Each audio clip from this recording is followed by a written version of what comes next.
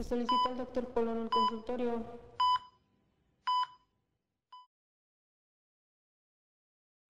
Hola, ¿cómo están? Bienvenidos a su próximo episodio de Microdosis, en donde la intención de este pequeño programa es responder las preguntas que ustedes muy amablemente nos mandaron tanto por Instagram, por otras redes sociales como Facebook, Threads, YouTube, porque sabemos que hay preguntas y hay personas que han dedicado varios años de su vida para poder estudiar este tema y poder contestarlas. El día de hoy nos encontramos con la doctora Estefanía del Águila. Es médica egresada de la Universidad Nacional Autónoma de México con especialidad en psiquiatría y alta especialidad en psiquiatría legal y forense por el Hospital Psiquiátrico Fray Bernardino Álvarez y tiene formación como psicoanalista por el Círculo Psicoanalítico Mexicano. Doctora, gracias por acompañarnos el día de hoy. Muchas gracias. Bueno, la intención de esta pequeña sección es responder esas preguntas que son muy frecuentes, pero que a lo mejor, vamos a decirlo, no sabemos con quién dirigirnos o simplemente tenemos una duda que puede estar relacionada a nuestro día a día. Entonces, vamos a iniciar con la primera pregunta. Perfecto. ¿Sí? ¿Cuál sería la diferencia, doctora, entre un sociópata y un psicópata? En grandes rasgos. Bueno, la característica principal es que tanto el sociópata como el psicópata carece de algo, que es culpa. Okay. Pero la diferencia principal sería que el psicópata se caracteriza por tener un origen más genético. Okay. Y de alguna manera el sociópata se dice que el origen de esto de no tener culpa va más relacionado con la cuestión social o lo que haya vivido durante su crianza o su infancia. Esas serían como las características principales. Podemos decir que entonces ahora sí que los dos no sienten culpa y uno tiene más un origen genético y otro un origen un poquito más del desarrollo de su personalidad, de su forma de ser. Claro, aunque la verdad es que ambos tienen, como la mayoría de las cuestiones en psiquiatría, tienen un origen multifactorial. Claro. Y además el detalle es que la culpa es muy importante porque sí, lo que a nosotros nos permite no hacer algo que consideraría la sociedad malo, desde algo tan simple como no pasarte el alto o a lo mejor a una persona, claro, es justamente la sensación de culpa. Entonces, que una persona la tenga disminuida o que simplemente no tenga esa posibilidad de sentirse mal empáticamente por lo que el otro siente, puede ser muy peligroso. Claro. Y eso es lo que haría que una persona con rasgos psicopáticos o sociopáticos sea peligrosa. Esa falta de culpa, esa vocecita en tu cabeza que te dice no lo hagas. Exacto, el freno de decir, hoy no lo puedo hacer. Muy bien. Bueno, a grandes rasgos me imagino la diferencia entre un psiquiatra y un psicólogo, pero vamos a decir en palabras muy generales, ¿en qué momento hay que dirigirnos más hacia un psiquiatra, hacia un psicólogo? ¿Con cuál vamos primero? ¿De qué depende? Claro. Pues la formación básica principal es que los psiquiatras somos médicos, claro, y los psicólogos no tienen esa formación previa. Pero los psicólogos son expertos en la conducta. Lo que yo recomiendo es que se acuda inicialmente con un psiquiatra, porque cuando tenemos alguna cuestión emocional, que podríamos decir a lo mejor es depresión, es ansiedad, estamos teniendo un problema, un médico puede hacer un descarte de saber si no es algo biológico. Claro. Podríamos tener un problema hormonal, podríamos tener a lo mejor algún problema metabólico o un tipo de epilepsia, alguna cosa que podría parecer que es algo 100% psicológico, pero que realmente es algo físico. Claro. El descarte inicial sería esa cuestión biológica, que el psiquiatra pueda ver la gravedad del problema que tiene la persona, ver si requiere algún tratamiento farmacológico, algún tipo de estudio y a lo mejor también si es candidato a algún tipo de psicoterapia y derivarlo al tipo de psicoterapia que sea más adecuada, porque hay un montón de tipos de psicoterapias. Sí. O sea, yo diría primero ir con el psiquiatra y ver cuál es la mejor opción del psicólogo, ¿no? No todos los psicólogos son clínicos, por ejemplo. No, y hay que aclarar, o sea, cositas como por ejemplo el insomnio, la ansiedad, el estrés, claro que también pueden tener su desenlace a nivel hormonal, o sea, si hay ahora sí que una barrera que primero tenemos que quebrar para poder decir, ok, no es de este lado, vámonos ahora sí con otro tipo de terapias, más o menos. Claro, o sea, puede haber muchas causas de la ansiedad o del insomnio. Por ejemplo, el insomnio, la principal causa son los trastornos de ansiedad y en la mayoría de los trastornos de ansiedad sí se requiere un tratamiento farmacológico. Sí. Por ejemplo, una persona que tiene un trastorno de ansiedad generalizada, que tiene síntomas ya de 6 meses de forma continua o a lo mejor alguien que tiene crisis de pánico. Claro.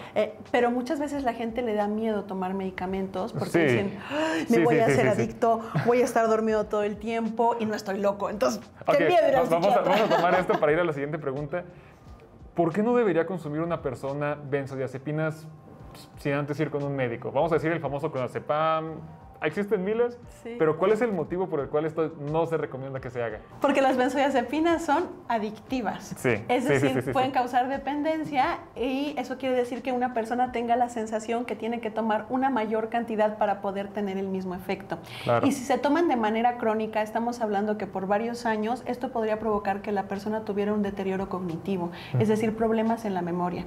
Sí. Esas son las dos principales causas por las que no se deben de automedicar con benzodiazepinas. Sí. Si las tiene ahí su abuelita en el cajón, el clonazepam no es para se dormir, las tome. no es pastilla para dormir, es para otra cosa. Pero bueno.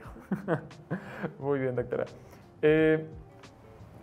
Sabemos que existe, no vamos a decirle Biblia tal cual, pero sí hay un librito muy hermoso en psiquiatría que es el famoso DSM-5. Sí. No sé si usted todavía, no sé si ya salió el DSM-6 o si hay alguna actualización en el tema. Hay el DSM-5-TR ahorita. En este caso, según el DSM-5-RT, Ajá. ¿Cuál sería la diferencia para poder decir si una persona está deprimida o solo está triste? Ok, bueno, aunque no nos basásemos en el DSM-5, okay. O sea, lo que es básico para saber que una persona está triste o que una persona está deprimida es que la tristeza es una emoción normal y pasajera. Claro. Es decir, es algo reactivo y todos podemos llegar a sentirnos tristes. De hecho, qué bueno, es parte de la naturaleza humana. Pero la depresión significa que esa tristeza se cronifica y que se puede compartir junto con otros síntomas, a lo mejor cambios en el sueño, cambios en el apetito y en nuestras relaciones interpersonales. Claro. Nos aislamos, ya no nos gustan las cosas, nos sentimos sin ganas de hacerlas y por consecuencia repercute en nuestra vida diaria. Ahí ya estamos deprimidos. O sea, podemos decir que entonces una tristeza que nos lleve a este proceso de ya no querer hacer lo que a mí me gusta, ya es un indicativo de, ok, podemos ir pensando ya en un proceso de depresión. Sí, por supuesto. O sea, la tristeza, por ejemplo, si tenemos una pérdida, un duelo, el fallecimiento de un familiar, es lógico que nos sintamos tristes. Claro, es lo más normal. Pero no significa que estemos deprimidos. Lo que se esperaría es que esa tristeza vaya disminuyendo poco a poco con el paso del tiempo y que a pesar de que nos sintamos tristes podamos seguir haciendo nuestras actividades cotidianas. Sí. Pero si este duelo es tan fuerte que nosotros sentimos que nos paraliza, que ya no podemos seguir, que hasta pensamos nosotros mismos en morir, o por ejemplo que no hay una causa, simplemente decimos me siento triste, desganado y ya nada me llama la atención, eso nos está hablando que estamos viviendo una situación de depresión. Muy bien, entonces nada más, ese tema me gusta aclararlo mucho, porque muchas personas ahora sí que estoy triste, ya me deprimí. Cuando, bueno, o sea, es un proceso y también, no sé si en este caso sí podemos hablar de la temporalidad de los síntomas. Si no estoy mal entendido, creo que son más de 3 semanas, pero ahora sí que usted es la experta en este caso. No, sí, por supuesto. La temporalidad es importante. Por eso es que una tristeza, vamos a llamar pasajera, no se podría considerar depresión. Es algo más adaptativo.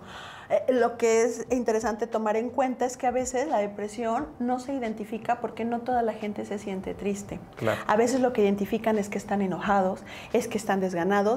Y hay que ver mucho las actividades. Por ejemplo, si a mí me gustaba el taekwondo y ahora ya no me dan ganas ni siquiera de levantarme para ir a la clase de taekwondo, claro, eso es un foco rojo, ¿no? Y a lo mejor la persona no dice estoy triste, pero ves que deja de funcionar de alguna manera en las cosas que realmente le gustaban. Sí, sí, sí. ¿Los medicamentos para la depresión sí sirven o solo son una pequeña ayudadita? Por supuesto que funcionan. Okay. Yo he visto cómo los antidepresivos han podido salvar a personas, literalmente. Muy bien. Para los criterios de utilizar un antidepresivo, lo primero, obviamente, quiero pensar es el diagnóstico de depresión. O sea, no es como que tú te sientas triste, volvamos a lo mismo, vayas a la farmacia, compres uno de estos que puedes encontrar en Google. No va a servir de esa manera. No, porque la verdad es que el poder saber qué antidepresivo le va a funcionar a una persona es complicado. Sí. Es complicado. Cuando se han comparado todos los antidepresivos, se ve que todos son muy similares en cuanto a la forma en que van a dar respuesta. Es decir, la mayoría van a funcionar para la mayoría de la gente. Pero de acuerdo a los efectos adversos o las características especiales de los síntomas que tenga cada persona, es que identificamos qué antidepresivo sería el más adecuado. Ese es el pequeño detalle. Claro. Se utilizan en depresión, en ansiedad y en un montón de cosas más. ¿Qué poder tiene la frase échale ganas? Es lo peor que se le puede decir a una persona que tiene depresión. Sin ningún poder. No, o sea, tiene un poder de hundimiento. Claro. ¿No? Porque la depresión justamente es que una persona, aunque tenga la intención o el deseo de echarle ganas, no puede hacerlo. Sí. Eso es lo que hace que sea un trastorno. Entonces se sienten muy frustrados, muy enojados y culpables de no poder lograrlo. Nunca se lo digan. No le digas entonces échale ganas. No. mejor vamos al psiquiatra. Vamos al psiquiatra, vamos al psicólogo, te entiendo, te escucho, te acompaño, hasta ahí. Pero el échale ganas, ya no. No. Ok. ¿Qué opino de personas que llegan buscando a lo mejor una respuesta en una persona de es que no te estás esforzando lo suficiente, es que te hace falta otra mentalidad, es que tienes que empezar a, no sé, esa parte motivacional? ¿Tiene algún beneficio esa motivación que podemos escuchar de otras personas direccionadas hacia ciertos ámbitos?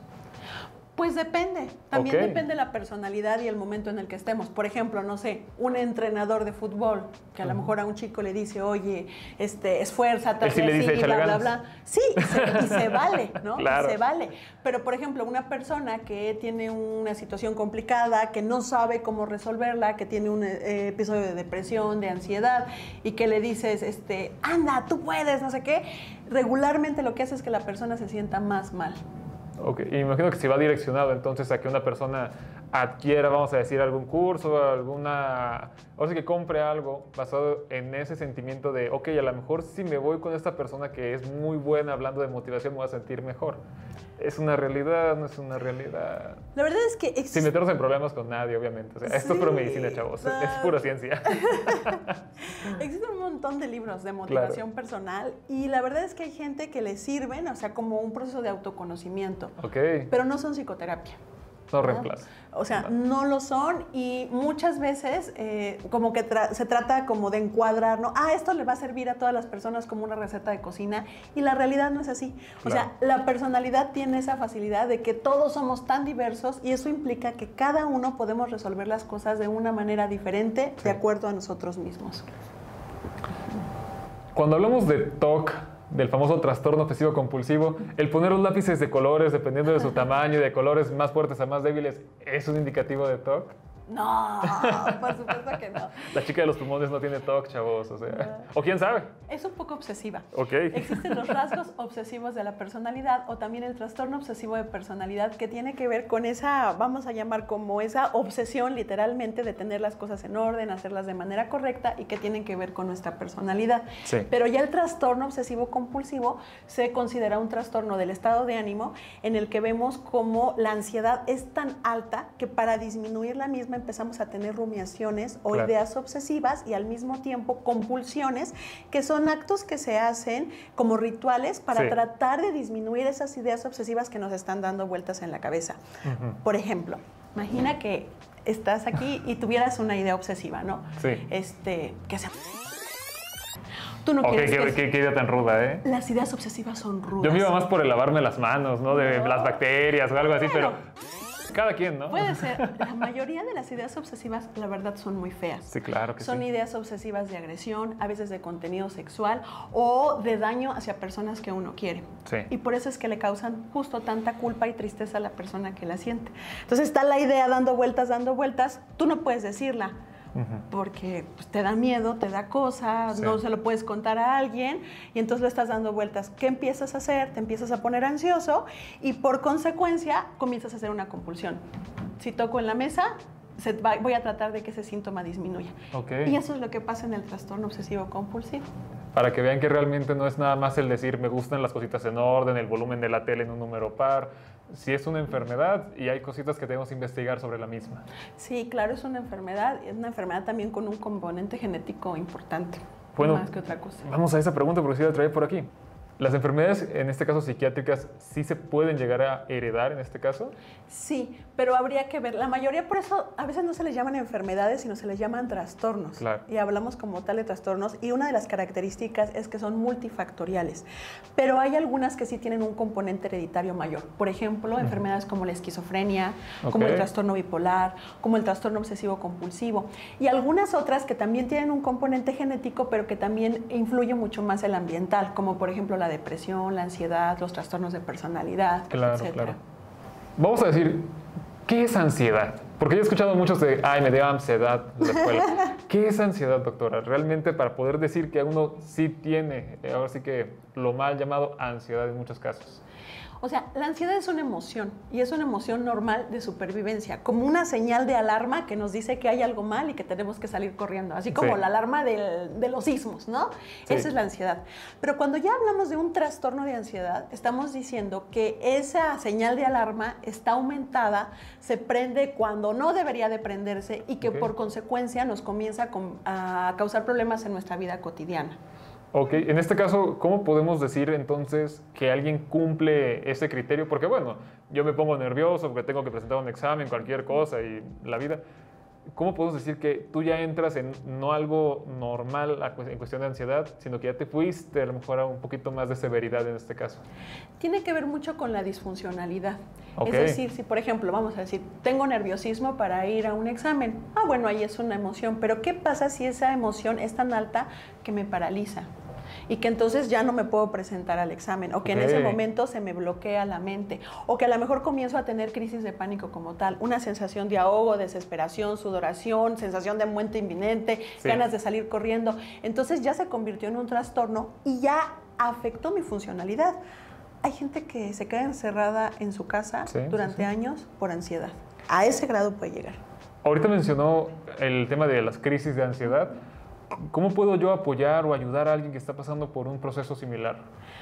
Bueno, yo recomiendo mucho, primero, la información. Claro. O sea, es indispensable. Si no le sabes, chavo. O sea, la verdad. Es que si no empiezan a dar consejos que a la persona le causan más ansiedad. Cómete un pan, no te está pasando nada, échale ganas. Sí. Entonces, si tú ves que alguien tiene un trastorno de ansiedad, es muy importante que te informes, ¿no? Y que sepas qué es lo que le está pasando. Y por otro lado, también se necesita a veces la paciencia y el acompañamiento. O sea, puedes estar con una persona que tiene una crisis de ansiedad y simplemente estar con esa persona, a lo mejor sin tener que echarle aire o decirle apapacharlo. La palmadita en la espalda, algo así. Simplemente la presencia puede ayudar mucho y la comprensión, la empatía en ese momento y, por supuesto, yo digo, recomendarles que acudan con un especialista, con un psiquiatra, con un psicólogo, porque si no, hay muchísimo prejuicio acerca de la que es la ansiedad y hay gente que se tarda años en llegar a atención y sufren con eso durante un montón de tiempo. Muy bien.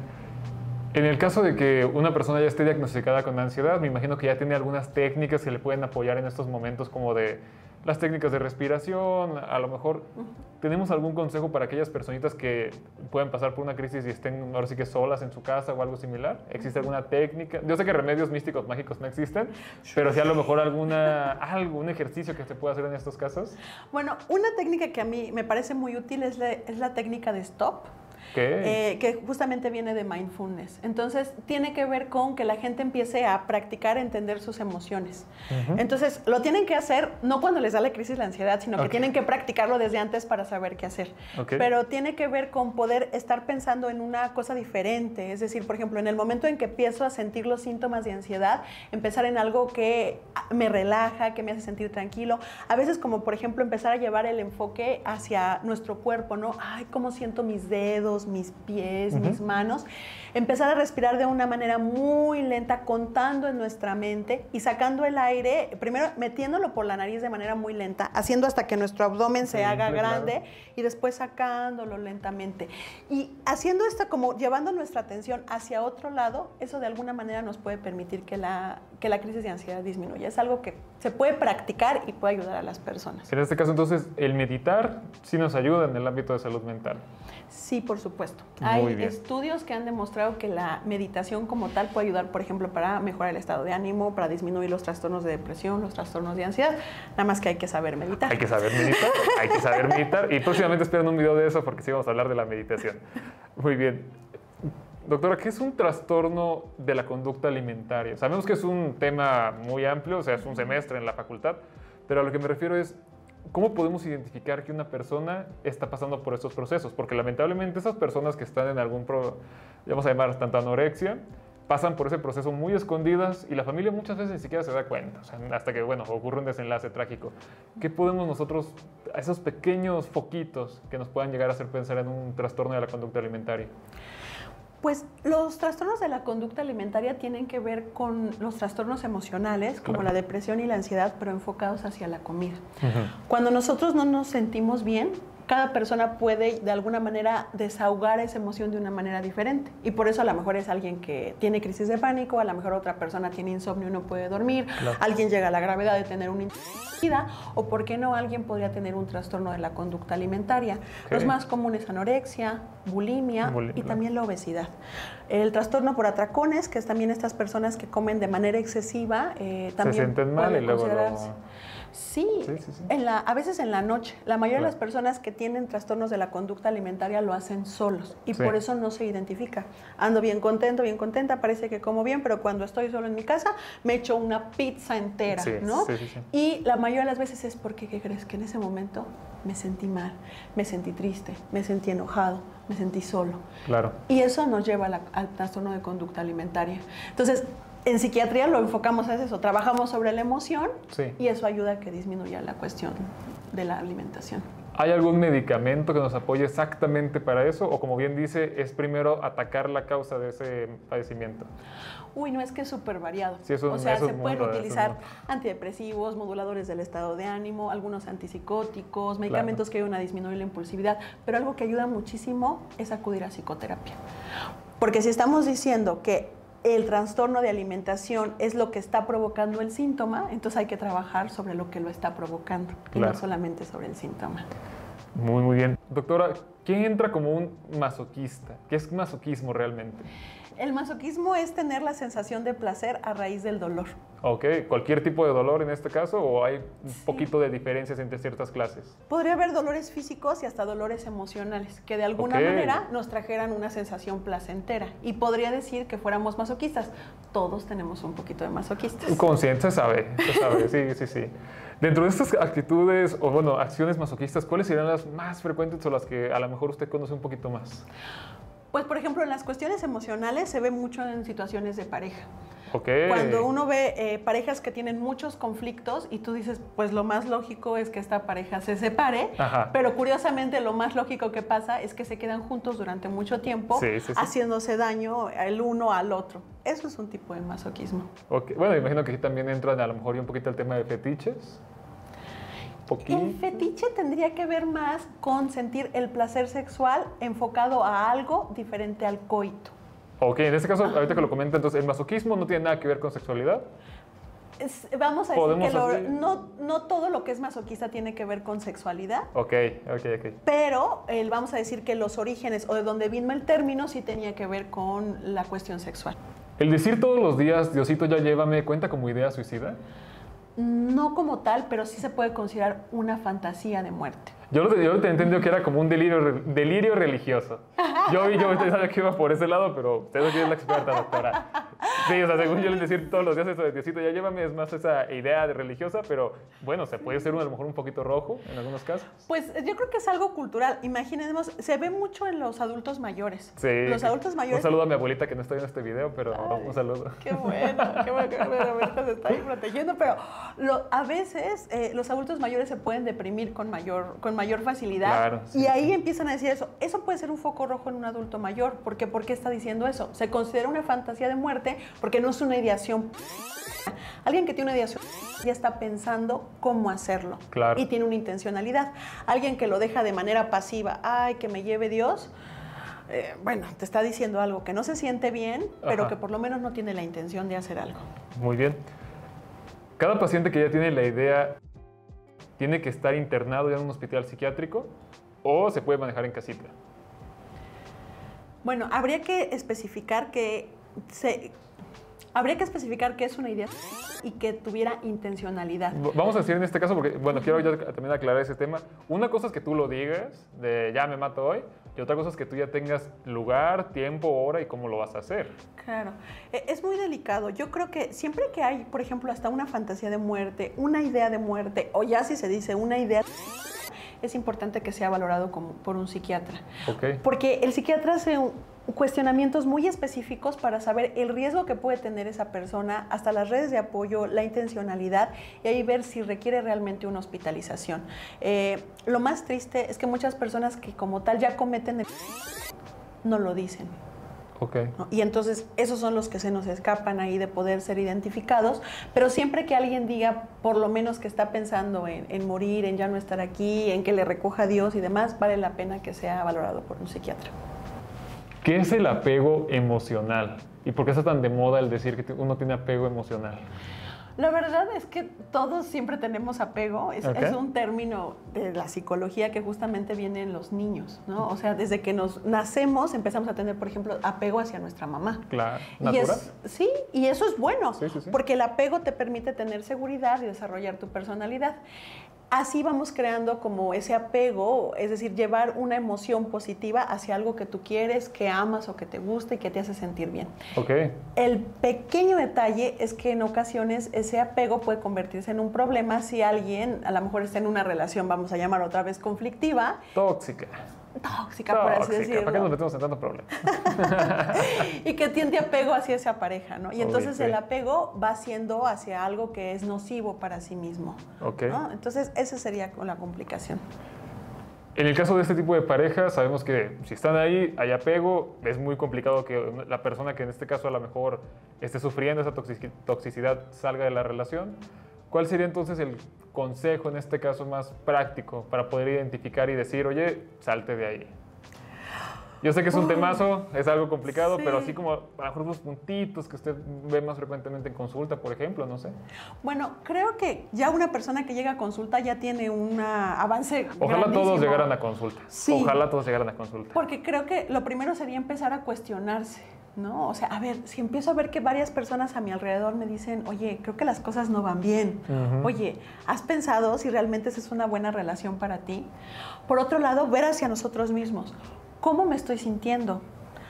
A nuestros papás, a nuestros hermanos, nosotros no los elegimos, pero sí podemos elegir a nuestra pareja y a nuestros amigos. Claro. Entonces, si no te sientes cómodo, cómoda con una relación de pareja o de amistad, eso es un foco rojo, ¿no? Y en tercer lugar, si ya estás viendo esos focos rojos, alguien te dice, las otras personas, y no te sientes cómodo, ¿por qué no acudes a terapia para poder saber qué es lo que te ha llevado a tener esa elección de pareja y ese apego si lo viéramos desde esa forma? Doctora, ¿por qué todo el mundo se está diagnosticando TDAH o se autodiagnostica?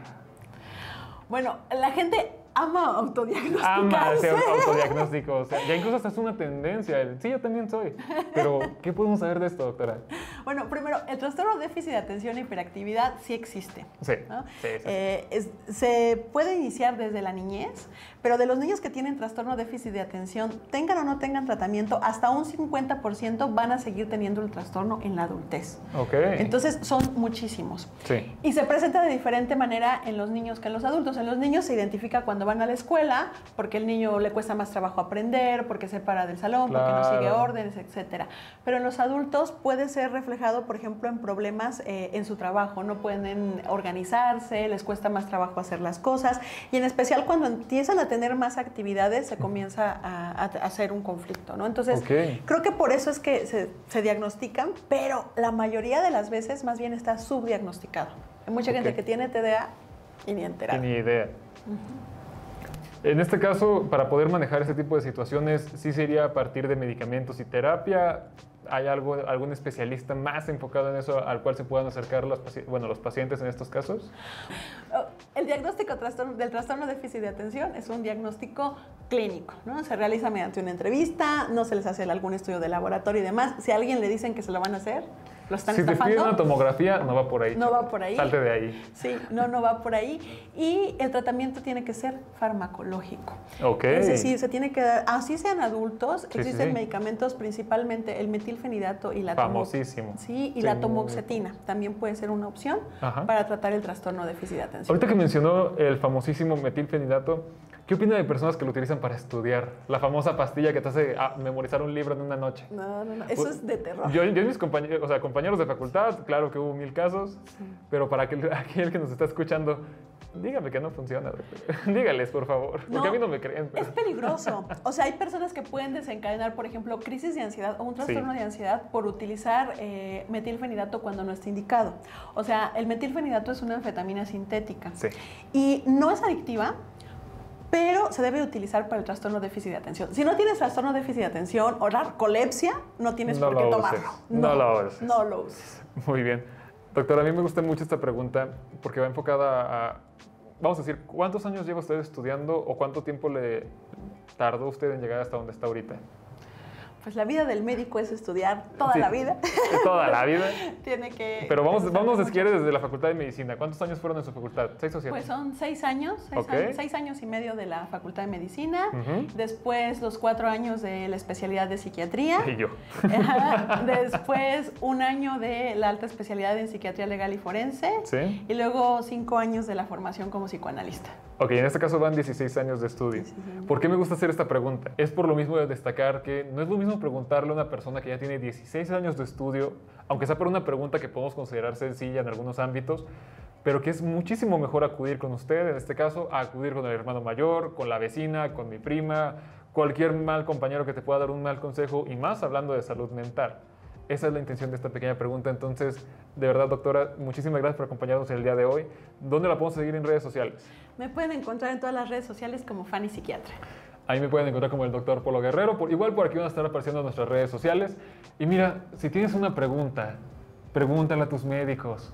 Y ya. Ese es el chiste.